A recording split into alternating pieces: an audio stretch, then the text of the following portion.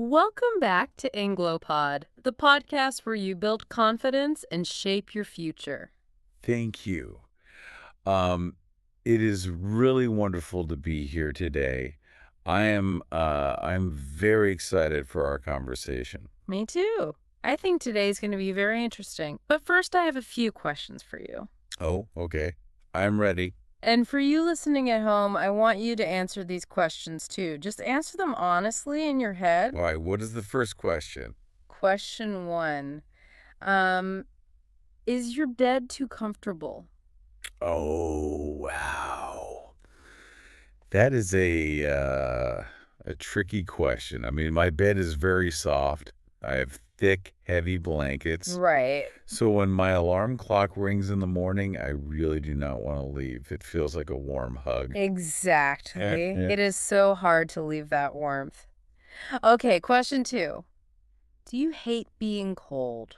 Oh, absolutely. I hate it. Yeah. If I step outside Yeah. and I forget my winter jacket and the cold wind blows, You feel terrible. yes, I feel miserable.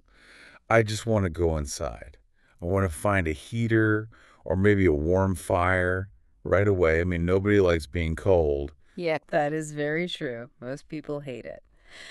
Okay, here is the last question.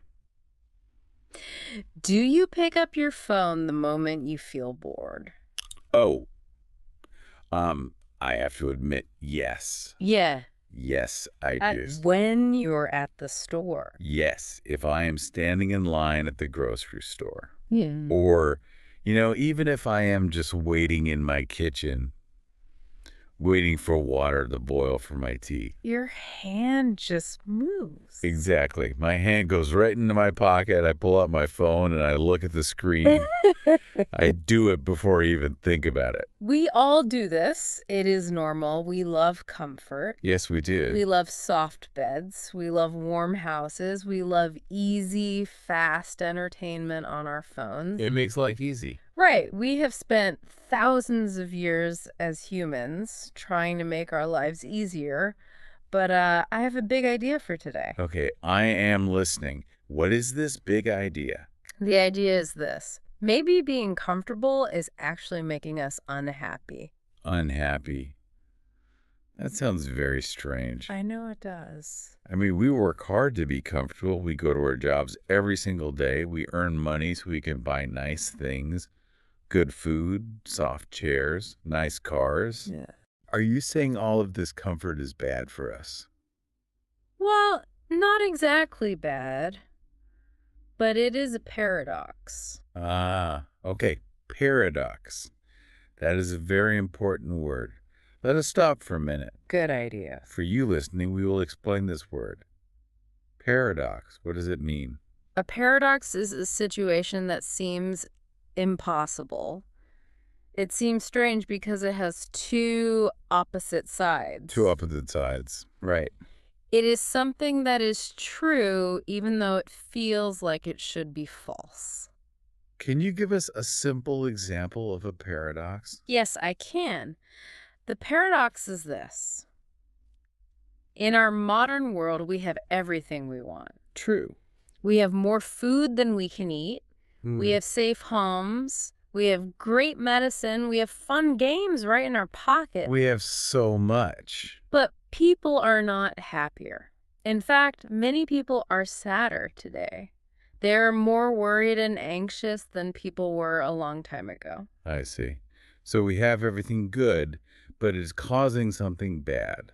That is the paradox. Exactly. So today we are talking about comfort. This is a great topic. We are going to share stories. Stories about nature, about traveling, and about how our brains work. I love stories. And we are going to learn why we actually need to do hard things. We need hard things to feel good. This is fascinating. So where should we begin our story? I want to start with a story about a plant. A plant. Okay. Yes, a very specific plant that you know well. It is the cactus. Ah, the cactus. Okay, I am imagining a cactus right now. Good. Now, where does a cactus usually live? Well, a cactus lives in the desert. Right. And for our listeners, describe the desert. What is it like there? The desert is extreme. It is a very hard place. The sun is so hot, it shines down on the dry ground all day long. And there is sand everywhere. Yes, sand and rocks. But the most important thing is water. There is almost no water in the desert. Very little rain. Maybe it rains only once or twice a whole year. So the cactus has a very hard life. Yes, it is a life of struggle. But here is the key point. The cactus is built for this hard life. It is designed for it. Exactly. Over thousands of years, the cactus learned how to survive in the dry sand. It has thick green skin. This skin keeps the water locked inside. And it has sharp spikes. Yes, sharp spikes to protect itself from animals. It is a very tough plant. It waits patiently for the rain. So the cactus is actually happy in the desert because it is made for the desert. That is correct. But now, imagine we take this tough cactus and we move it. Where do we put it? We move it far away to a rainforest. Oh, a rainforest. That sounds much nicer than a desert. It does. A rainforest has big trees for shade. It has rich, dark soil and water. There is water everywhere. It rains almost every single day. Yes, it's very wet. In the rainforest, life is easy. The cactus does not have to search for water. The water's right there. The water's all around its roots. It is a very comfortable life. So what happens to our cactus? Does it grow big and tall? Does it say, thank you for this easy life? No, it does not. It doesn't grow. What happens? The cactus gets sick. Sick. Yes. Its roots become too soft because of all the water. The plant turns brown. It begins to rot. And very soon it dies. Wow. That is incredible. It dies because it has too much of a good thing. Yes. It has too much water. You see, the cactus is designed for a hard life. It needs the struggle.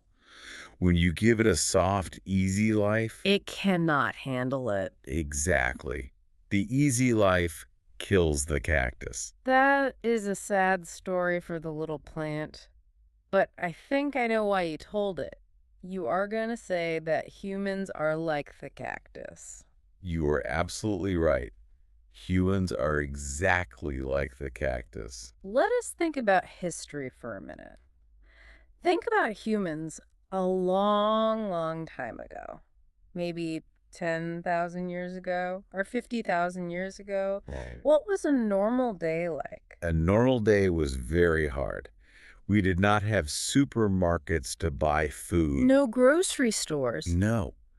If you wanted to eat dinner, you had to go outside. You had to search for plants, or you had to hunt a wild animal. You had to run very fast. You had to run. You had to climb tall trees. It was exhausting. And what about the weather? There was no air conditioning in the summer. There were no electric heaters in the winter. So if it was winter... you were cold.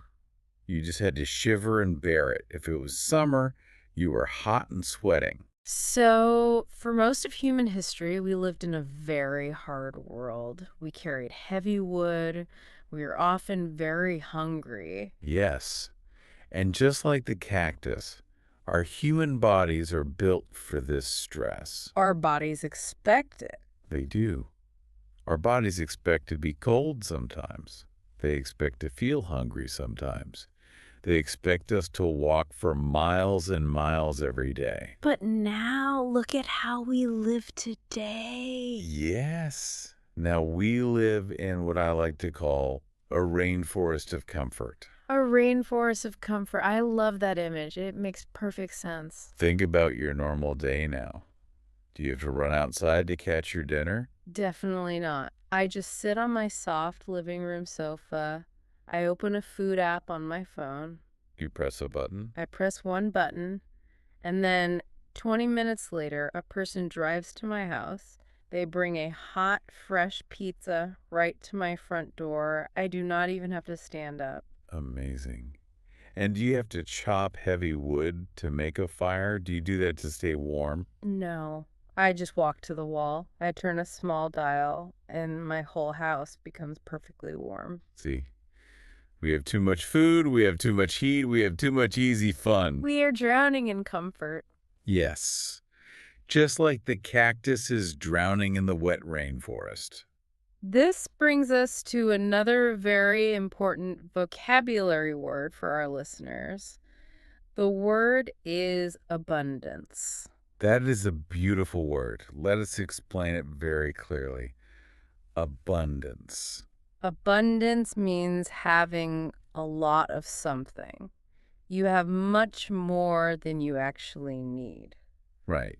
For example, let us say you are hungry and you need one apple, but instead you have a giant basket with 100 apples. You cannot eat them all. No, you have an abundance of apples. And there is an opposite word. The opposite of abundance is scarcity. Scarcity, yes, is a great word too. This means not having enough. Something is missing. It means something is very rare, is very hard to find. So back to our desert. In the desert, water is a scarcity. Correct. But in a modern city, food is in abundance. And having an abundance causes a problem in our minds. When we have an abundance of something, we stop seeing how special it is. We forget to be thankful. Yes. And we have a specific idiom in English for this feeling.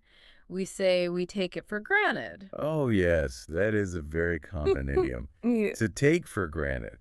It means you do not appreciate something anymore. You just think it will always be there forever. So you do not feel grateful. You never say thank you for it. Let me ask you, do you worry about water when you take a shower in the morning? No, never. I just step in, I turn the metal handle, and hot water comes out. Every single time. You expect it. I expect it completely. I take it for granted. But imagine you lived in the dry desert. Or imagine you lived 200 years ago. Would you take hot, clean water for granted? No way. I would think it was a miracle. I would love every single drop of that water. This is the danger. Because we have an abundance of easy comfort, we take our whole lives for granted. And just like the poor cactus, our bodies and our minds are getting sick. How are we getting sick? What does that look like? Well, we see it everywhere in society today. We see more obesity. Which means people are becoming very overweight. Yes, because delicious, high-calorie food is just too easy to get. We also see more depression. People feel sad and empty. And people cannot focus anymore. Exactly. It is like our brains are bored. Deep down, our brains are waiting for a real challenge. They're waiting for a dangerous tiger to run away from, or a heavy rock to lift. But instead of a tiger, we just give our brains television shows and sweet sugar. Yes, we are very comfortable, but we are becoming weak. And because we are weak, we are often unhappy. This is a very interesting philosophy. I understand the idea, but, it is hard to really picture how comfort makes us unhappy in real life. It can be hard to see. I think we need a story to make this idea real for everyone listening. Stories are always the best way to learn. Do you have a good story for us? I do. I want to tell you a story about a man. This is a true story. It is based on the real experiences of a writer named Michael Easter. He actually wrote a whole book about this topic. Okay, tell me about Michael. Was he a happy person?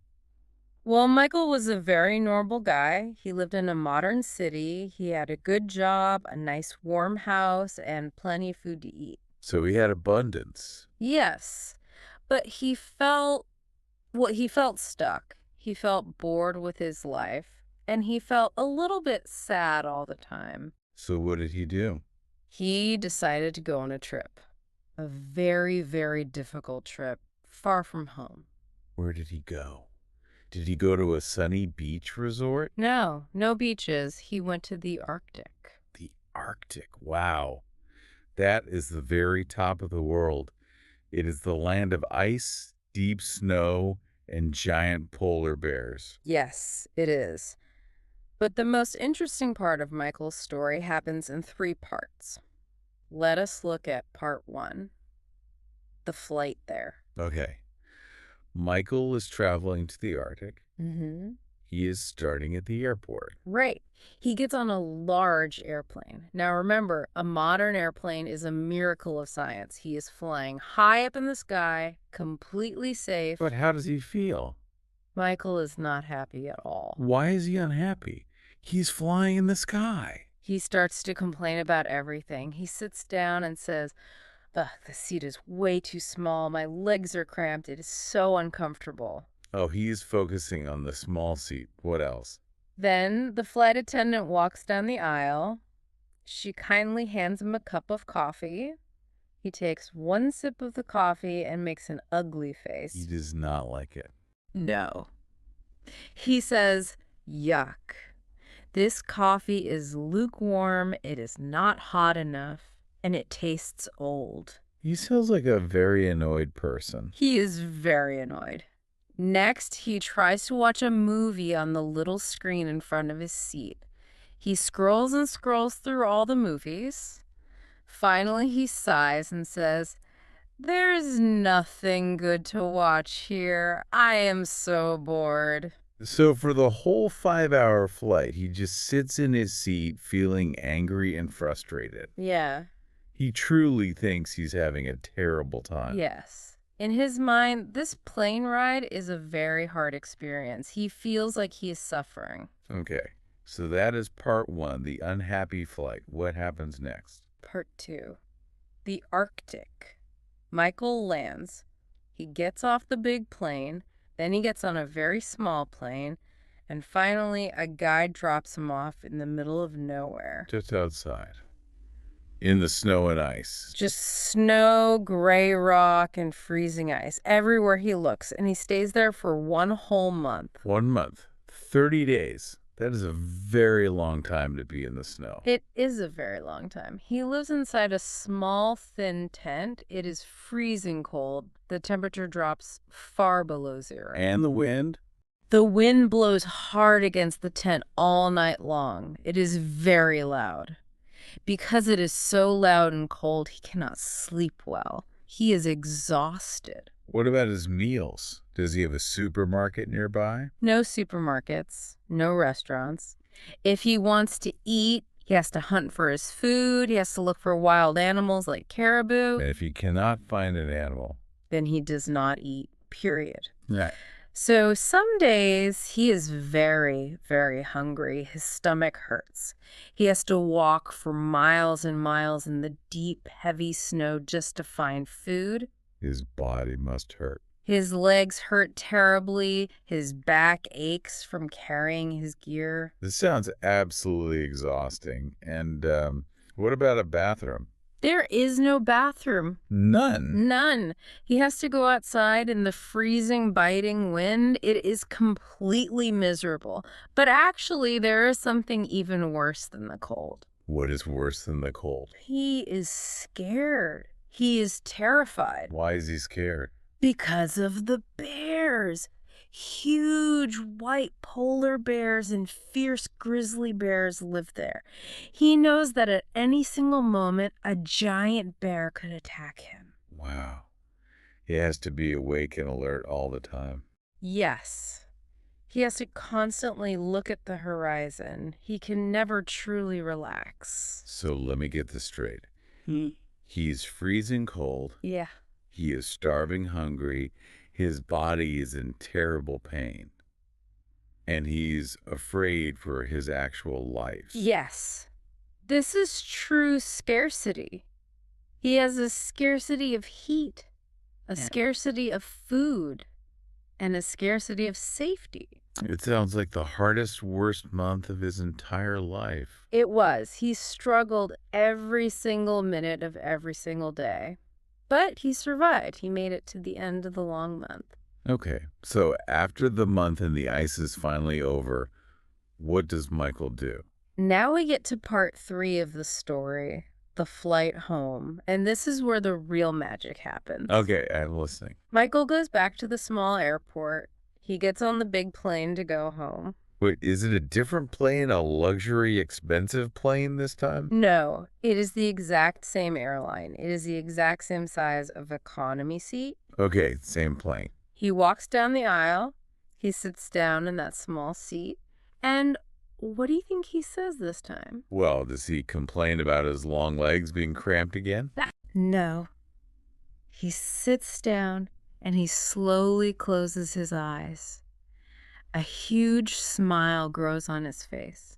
He says, "Oh my goodness, this seat is so incredibly soft. It feels like a beautiful cloud." A cloud? Yes. He says, "It is so warm in here. I am dry. There is no wind blowing on my face." He is happy just sitting in the chair. He is thrilled. Then the flight attendant walks by. She brings him a cup of coffee. It is the exact same cheap airplane coffee. Yeah. He drinks it, and his eyes open wide. He says, "Wow, this is the most delicious thing I have ever tasted in my life. It is hot. It has sweet calories. It is absolutely amazing." That is funny.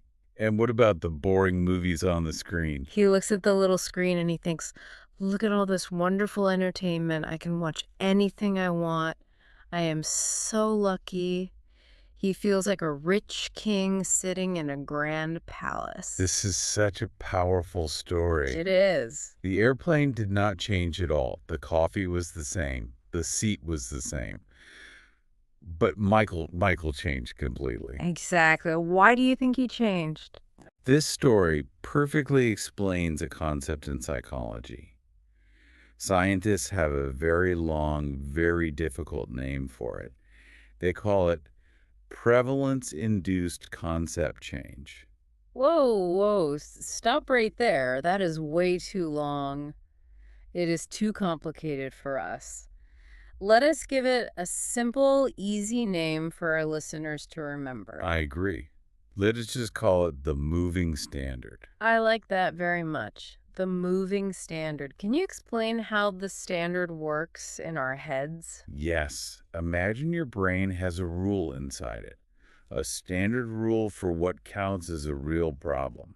Okay, my brain has a list. A list of things that are bad problems. Right. When you are living in the Arctic, you have very big, serious problems. Hungry bears are a problem. Freezing to death in the snow is a problem. Starvation is a problem. Yes, those are massive problems. So your brain focuses all its energy on these big, scary things. That makes sense. If a giant bear is running toward me, I do not care if my cup of coffee is a little cold. Exactly. You do not even notice the coffee. Right. But when you come home to your nice, modern, comfortable life, what happens? You have zero big problems. No bears are chasing you. You have plenty of food. So my brain should just be happy, right? It should relax. You would think so. Yeah. But our human brain is a problem-solving machine. It loves to solve problems. If it has no big problems to fix, it does not just go to sleep. It keeps working. Yes. It moves the standard. It actively starts looking for new, smaller problems to fix.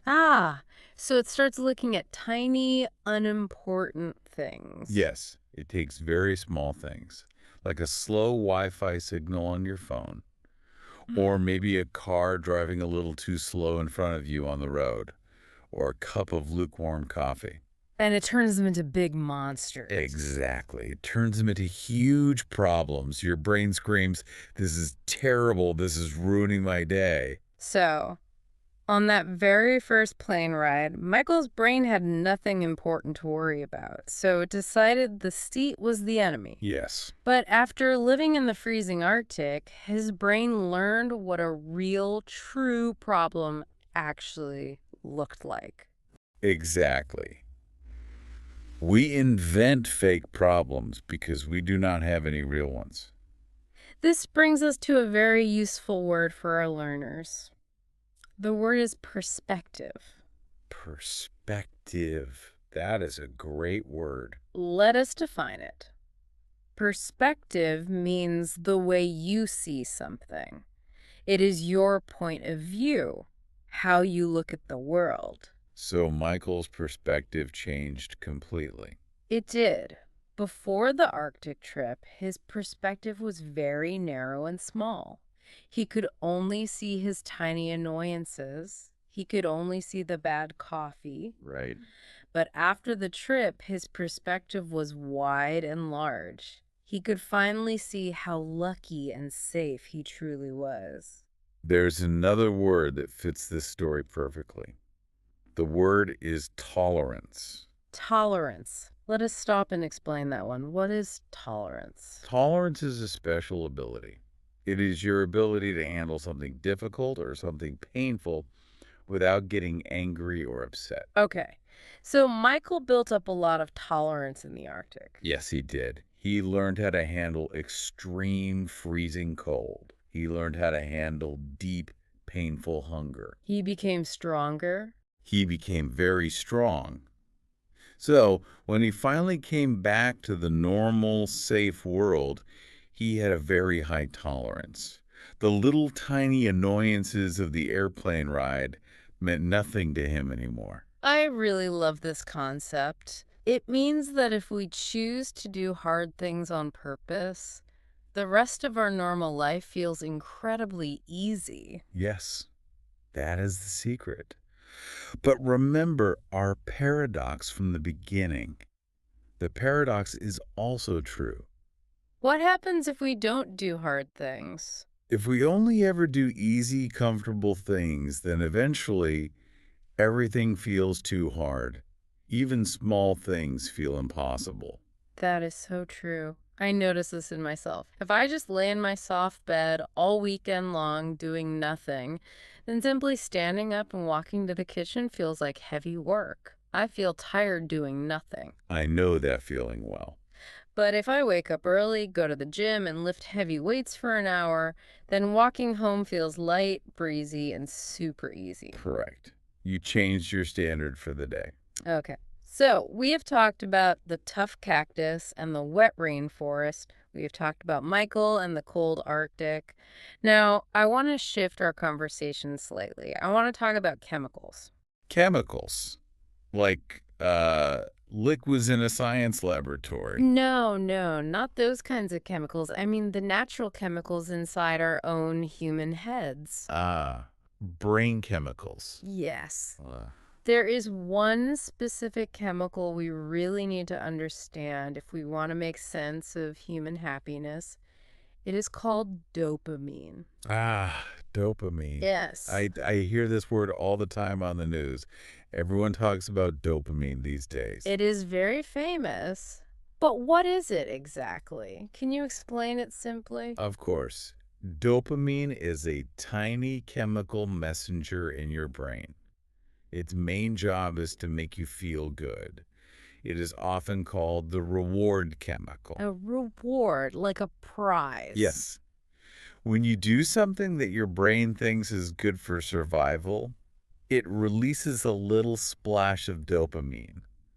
And suddenly, you feel a bright flash of pleasure and happiness. Okay, let me give you some examples to check. What about when I eat a piece of sweet chocolate? Yes. Your brain loves the sugar calories. It releases dopamine. You feel happy. What about when I take a nice photo I posted on Instagram and a friend clicks like? Oh, definitely. Social approval. That gives you a big hit of dopamine. What about when I am playing a video game on my phone and I finally win the difficult level? Lots and lots of dopamine. Games are designed to give you that feeling. Okay, so dopamine is the thing that makes us feel good. So my question is, shouldn't we want as much of it as possible all the time? Well, yes and no. That is a dangerous way to think Why is it dangerous? because it depends entirely on how you get the dopamine. I like to use a simple metaphor to explain this.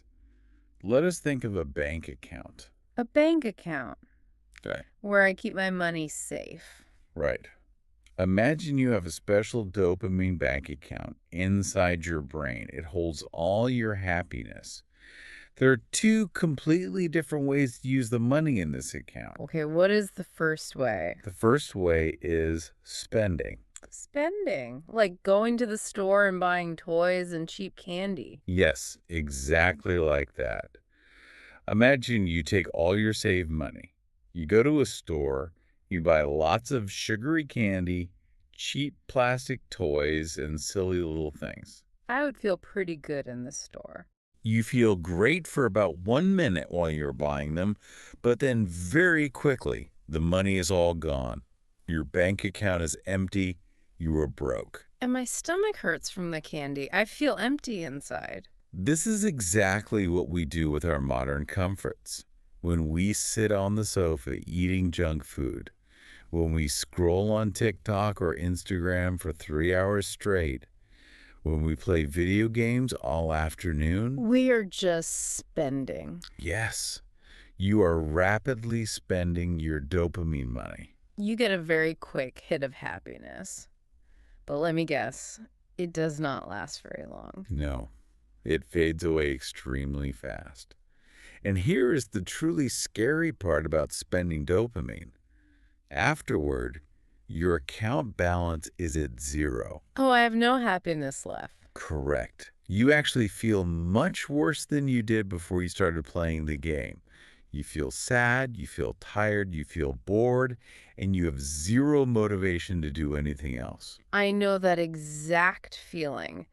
Sometimes on a Sunday, I will watch TV shows for 4 hours. When I finally turn the TV off, I do not feel refreshed or happy. I feel like a lazy zombie. Exactly. You spent all your dopamine on the TV. You are broke. Now, what is the second way to use the bank account? If the first way is spending, I assume the second way is investing. Yes, investing. Mm-hmm. This is a slightly more advanced word for our learners. Let us define it clearly. Good idea. An investment is when you put your energy or your money into something hard right now so you can get a much bigger, better result later in the future.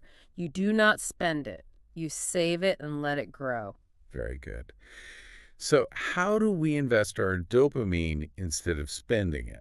We invest it by choosing to do hard things, Hard things. Give me some examples of hard things we can do. like exercising, going outside for a long run, Okay. or working on a very difficult project at your job, or maybe reading a long, hard book that teaches you a new skill, or, like our earlier example, choosing to be cold for a little while. But wait, those things do not feel good. Running is hard work. You are right. They do not feel good in the moment. When you are running outside, your legs hurt, your lungs burn, you are sweating, you are tired. You are suffering a little bit? Yes, you are paying the cost, but you are actually putting money into the bank. You are making a deposit. Okay, I see. But when do I get the good feeling? After you finish the hard run, what happens? Well, after I come home, take a warm shower and sit down on a chair. I feel absolutely great. I feel proud of myself. I feel calm and relaxed. And the best part is that warm feeling lasts for the entire rest of the day. Exactly. That is the magic of the investment. The investment is paying you back with interest. You feel bad now while you're running, but you feel amazing later. You are saving up deep happiness for the future. This is such a very important difference to understand. We actually have a common English phrase for the bad spending side. We call it instant gratification. Yes, instant gratification. This is a very useful phrase. Let us break it down. Instant means right now, immediately, no waiting. And gratification means pleasure, feeling good. So instant gratification means getting exactly what you want right this very second, with absolutely zero waiting and zero hard work. Our whole modern life is built on instant gratification. It is everywhere. You want to watch a movie? You click one button on your remote. You want a delicious hamburger? You click your phone. You want to buy a new shirt? Click. It arrives tomorrow. Everything is instant. But nature does not work like that. Nature works on investment. How so? Think about a farmer. The farmer plants a tiny seed in the dirt. He has to water it every day. He waits for weeks, sometimes months. He works hard in the sun. And then finally, after all that waiting, he gets a sweet piece of fruit. Yes. And I bet that fruit tastes so much sweeter because he actually worked for it. So the main core of our entire discussion today is this. Modern life is completely designed for spending.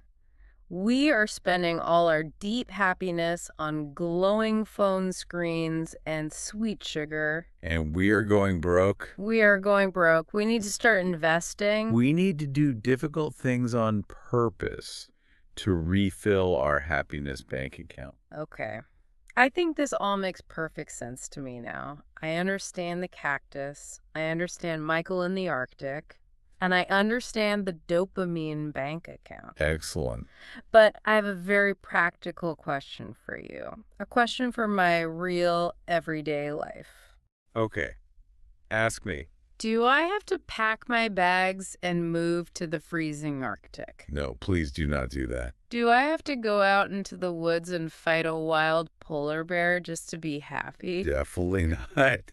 Fighting a bear is a very, very bad idea. Please stay away from bears. Good. Yeah. Because I really do not want to go to the Arctic. I like my warm house. I like my family. So how do we fix this problem? How do we change our soft lives without quitting our jobs and moving to the wild forest? That is the best question.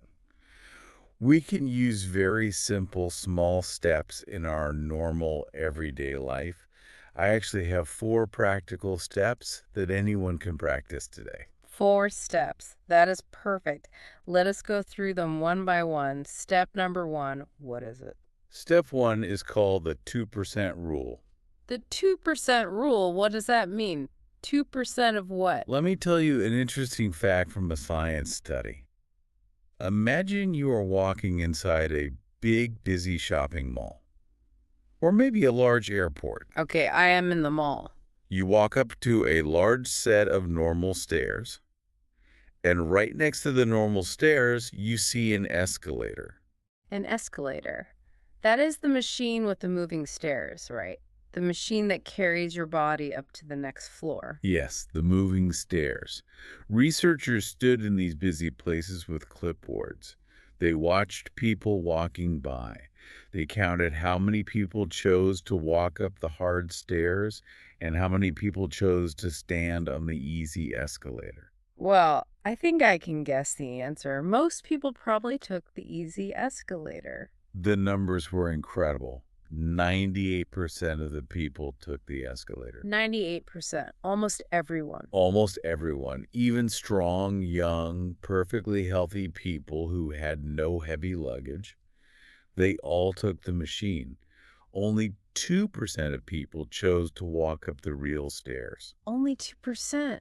Why is that? Why are we so lazy? Because our human brains are deeply designed to save energy for emergencies. Our inner cactus brain looks at the stairs and says, look, an easy way to go up. Take the machine.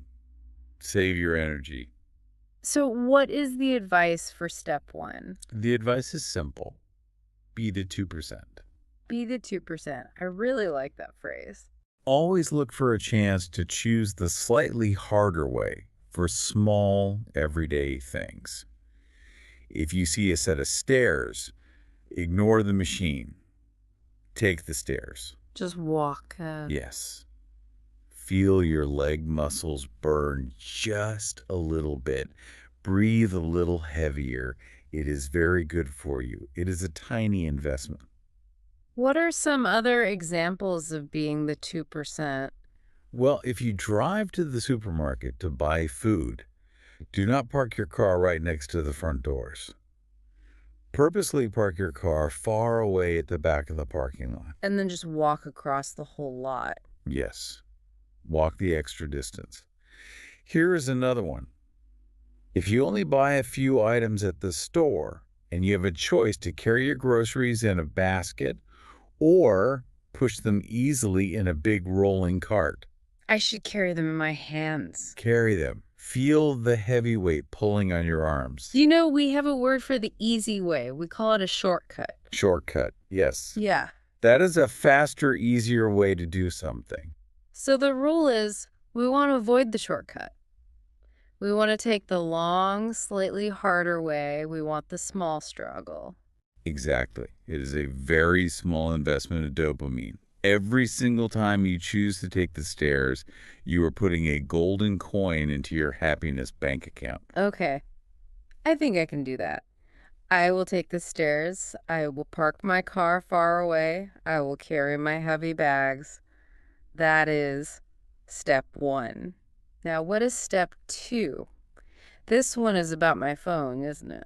Yes. Step 2 is embrace boredom.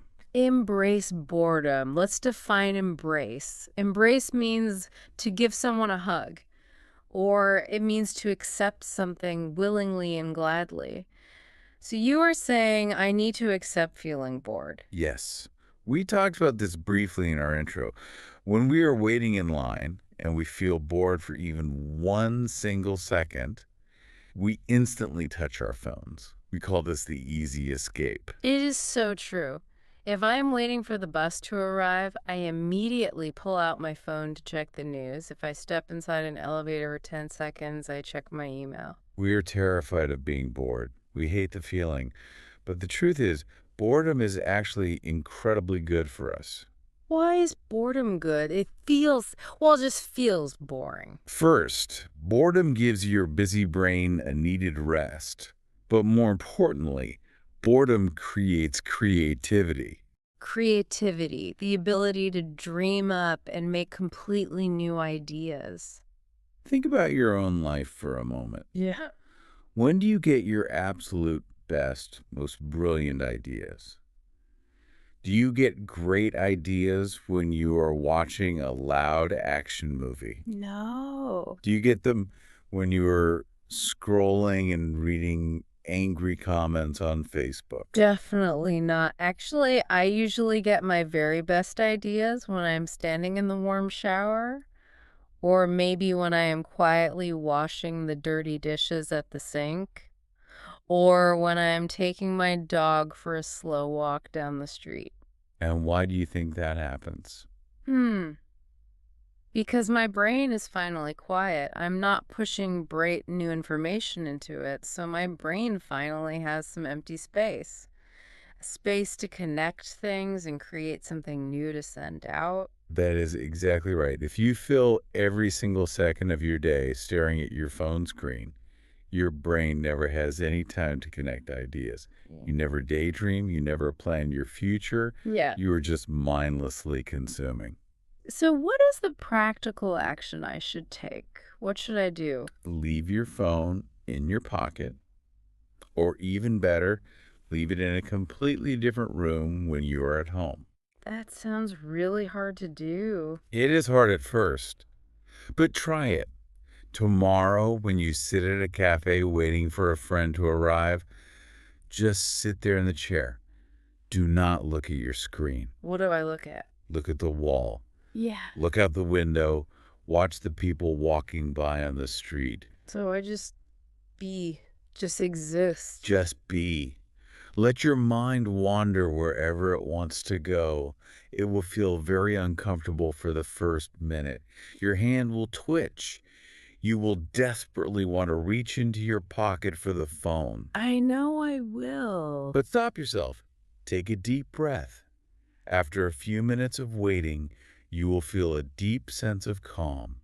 And who knows, you might even have a brilliant creative idea. Okay, I will try it. No phone in the bathroom. No phone while waiting in the checkout line at the grocery store. Just me and my thoughts. Perfect. That is step 2. Now let us move to step 3. This one is about our environment and our physical bodies. Step 3.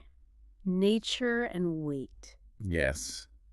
First, the nature part. We all need to go outside much more often. There's a wonderful Japanese concept for this. It translates to forest bathing. Bathing. Like washing yourself in a bathtub with warm water and soap. No water or soap is involved. It means immersing yourself deeply in the living forest, being completely surrounded by tall trees and green leaves, just like you are surrounded by warm water when you sit in a bath. Oh, I see. That sounds lovely and relaxing. It is, and modern science proves it works. Studies show that spending just 20 short minutes in raw nature fixes your stress levels. It literally lowers your blood pressure. It calms your heart. It helps your brain focus better. But we have to be careful with this, right? If I go walking in the beautiful nature, but I am staring at my phone or listening to loud music, it doesn't work. Correct. No phones, no headphones playing music. You must actively look at the rough bark on the trees. You must listen to the small birds singing. You must feel the cool wind on your face. You have to be present. Okay. Go outside into nature. That is the first part. But what about the wait part? You called the step nature and wait? Ah, yes. Wait. Remember our tough ancestors from human history? The ones running in the wild? They carried heavy things all the time. They carried thick wood for fires. They carried buckets of water. They carried their growing children. They carried the food they hunted. Their bodies were always moving some kind of weight. That makes sense. But now, in the modern world, we carry almost nothing. Nothing at all. Maybe I carry a very light laptop computer or a small purse. Everything is very light and easy to lift. Because of this, our back muscles are becoming very weak. Our bones are losing their strength. So the advice here is simple. Put a heavy bag on your back and go for a walk. Really? Just walk around with a heavy backpack for no reason. Yes. There is a special name for this exercise. It is called rucking. Wrecking. It is incredibly simple and very cheap. You take a strong backpack, you put some heavy, thick books inside it, or maybe some big bottles filled with water. You put the bag on your shoulders, and you go for a long walk outside in the park. That sounds like very good exercise. It is amazing exercise. Walking with extra weight on your back burns 3 times more calories than normal walking. Wow. It also pulls your shoulders back, which is very good for your posture after sitting at a desk all day. And most importantly, it sends a strong signal to your brain and body. It tells your body, I am strong. I can do hard physical work. It builds up that tolerance we talked about earlier. Exactly. You are investing in your physical tolerance. Okay, so I will put some heavy books in my bag and go forest bathing. That sounds like a great afternoon. Now, we are ready for step 4. This is the last step, and honestly, it sounds like the most difficult one of all. It is the most difficult. Step 4 is called misogi. Misogi. That sounds like another Japanese word. It is. In Japanese history, a misogi is an ancient Shinto ritual. It usually involves standing under freezing cold waterfalls to purify the spirit. That sounds intense. It is. But in our modern context, we use the word misogi to mean one thing: the big challenge. The big challenge. Okay, what is the concept here? The main idea is that once every single year, you should try to do something that is extremely, incredibly hard. How hard are we talking about? There are two very strict rules for a modern misogi challenge. Rule number one: the challenge must be so difficult that you only have a 50% chance of succeeding. Wait, a 50% chance of failing? That means I might put in all the work, and I still might not finish it. Exactly. That is the whole point. If you choose a goal and you know 100% that you can finish it easily, then it is too easy. It is not a true misogi. You have to be unsure. Yes. You must look at the challenge and feel a little bit afraid. You must ask yourself, can I really do this? Okay. Rule 1 is it must be very hard. What is rule number 2? Rule number 2 is very important. You must not die. Huh. That is a very good rule. Safety first. Yes, safety is crucial. It should be a completely safe activity, but physically or mentally very exhausting. Can you give me some real examples of a misogi challenge? Sure. For some people, maybe it is trying to run a full marathon race when they have never run one before. Okay. Maybe it is trying to hike up a very steep, very high mountain in one day. Maybe it is carrying a large, heavy rock for 5 long kilometers. Or maybe it doesn't have to be physical. Correct. It can be mental, too. Maybe your misogi is trying to write a whole book in just one single month, or trying to learn a complicated song on the piano in 2 weeks. But I don't understand one thing. Why should we do this? Why do we purposely want to do something where we might fail? Because it is actually not about failing at all. It is about finding your limit. Limit. Let us define that word. A limit is the edge of something. It is the final point where you truly believe you must stop because you cannot go any further. Yes. Here is the secret about humans. Most of us think our personal limit is very, very low.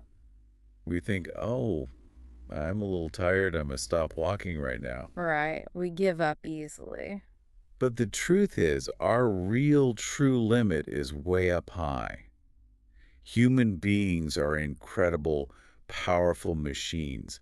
We can go so much further and so much longer that our comfortable brains think we can. So attempting this huge misogi challenge shows you the truth about yourself. Yes. It proves to your brain that you are much stronger and much tougher than you ever thought possible. Wow. When you finally finish a misogi challenge, or even if you just try your absolute best, you change inside. You change completely. You realize, wow, I actually did that hard thing. I survived. So if I can climb that giant rocky mountain in the rain, then I can definitely handle a slightly annoying email from my boss on Monday morning. It changes your perspective for the entire rest of the year. Exactly. It completely resets your moving standard. The annoying traffic jam on the highway is no longer a big problem because you know what a real challenge feels like. You survive the mountain. I see. Doing one massive hard thing makes the rest of your normal life feel peaceful and easy. Yes, it brings deep peace. These are 4 truly great steps. Let us review them quickly for our learners so they do not forget before we finish. Good idea. Number 1, the 2% rule. Take the hard stairs, not the easy escalator. Number 2, embrace boredom. Put down your glowing phone screen and let your creative mind wander. Number 3, nature and weight. Go outside among the trees and carry a heavy backpack. And number 4, misogi. Attempt to do one very big, very hard challenge every single year to test your true limits. If you do these 4 things, you will move from being that soft, sick cactus dying in the wet rainforest. Back to the strong, healthy, resilient human you are naturally meant to be. Fantastic. Now, for everyone listening at home, it is time to check your understanding. Let us test your listening skills with a very short quiz. Oh, fun. I love a good quiz. I will ask 3 simple questions based on the stories we told today. Listeners, I want you to try to answer the question out loud or just in your head before the expert gives the final answer. Ready? I am ready. Question 1. Think back to the beginning. In the story of the cactus, why exactly did the tough cactus get sick when we moved it to the rainforest? Okay. Expert, what is the correct answer? The cactus got sick because it had way too much water. It had a massive abundance of comfort. Remember, its body is built for the dry desert struggle, not the easy wet rainforest. Correct. Yeah. Very good. Now, question 2. What is the 2% rule? What is the answer to this one? The 2% rule is the habit of choosing the slightly harder way in your daily life.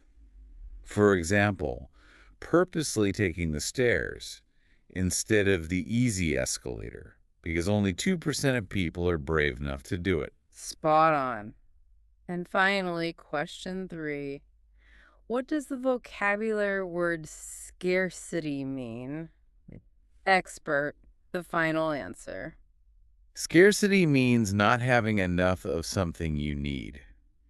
It is when something like food or water is very rare or very hard to find.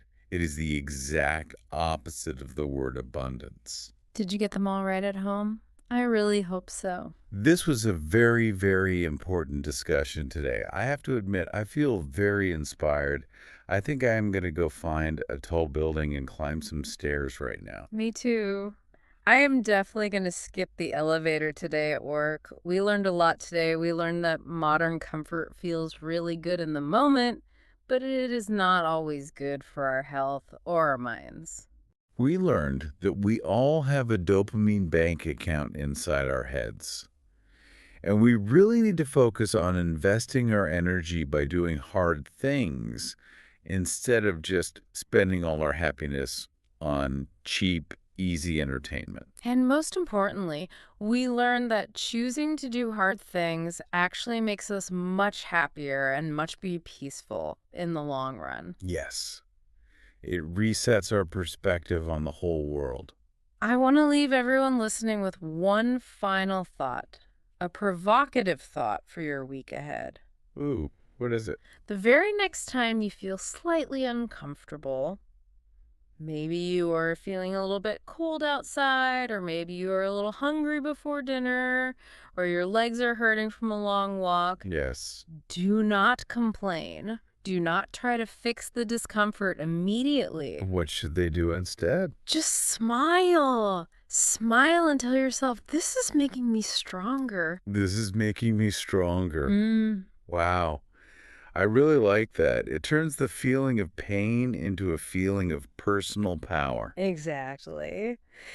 Thank you for listening to EngloPod. See you next time. Goodbye, everyone.